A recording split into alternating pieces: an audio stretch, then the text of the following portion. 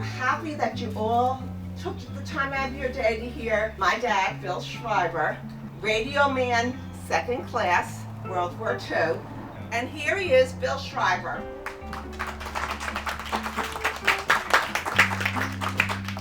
The Germans had a tremendous military. They sent their U-boats right up to the coast of New Jersey.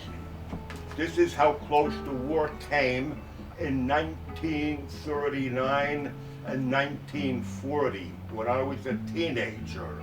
At that time, I had a high school classmate, a few years older than me, who had joined the Navy along with my older brother.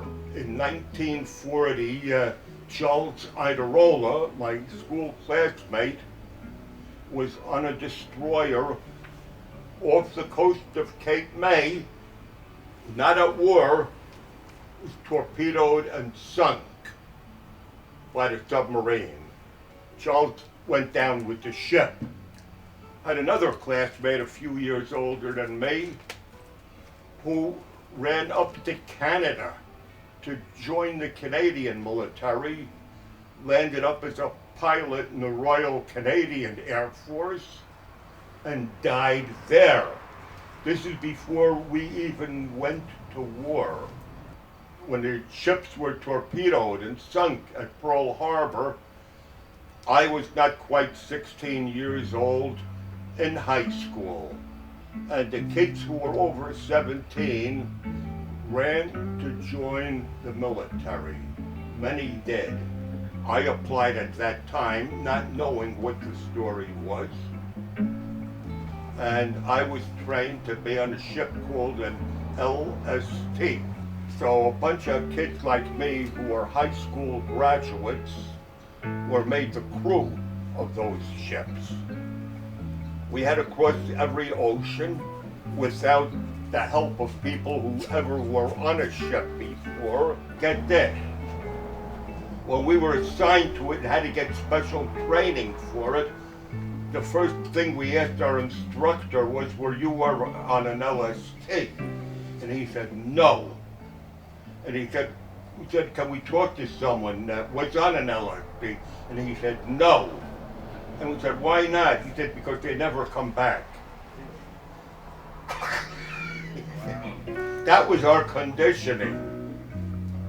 And to make sure that we understood, they gave us lectures on deserting, that deserters are shot. So we lowered a boat and we rescued the swimmer, who happened to be a crew member of the plane that we had shot down. I remember the guy very well because he became a prisoner of war on my ship. It turns out that he was my age, and it was the radio operator on the airplane, radio operator gunner. I was the radio operator gunner on the LST. He was on the plane, and he was the guy who was shooting at me with his machine gun and cleans off the guy's wound and bandages him up. And he's the Japanese guy. He says, what are you doing this for? And I said, we're bandaging up your wound. He said, you're a prisoner. He says, well, if you're going to kill me, why don't you just kill me now? And I said, nobody's going to kill you. You're a prisoner. We don't kill prisoners. And he was in disbelief. Well, I got to know the guy. He turned out to be friendly.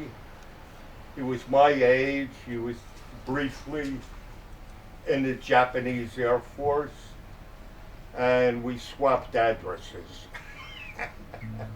His name was Sadeo Nakamura, radio man, aviation radio man, third class, from Shikoku, Japan. And he said, Phil, I'm going to teach you to write your name and speak it in Japanese when you become a Japanese prisoner, and I know you will be.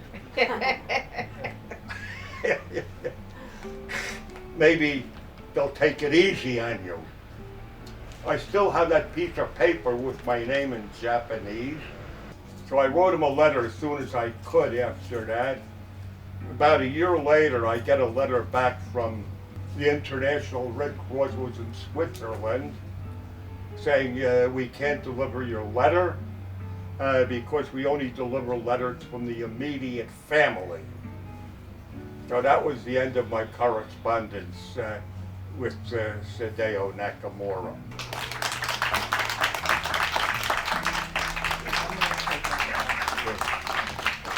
Thank you very much for coming.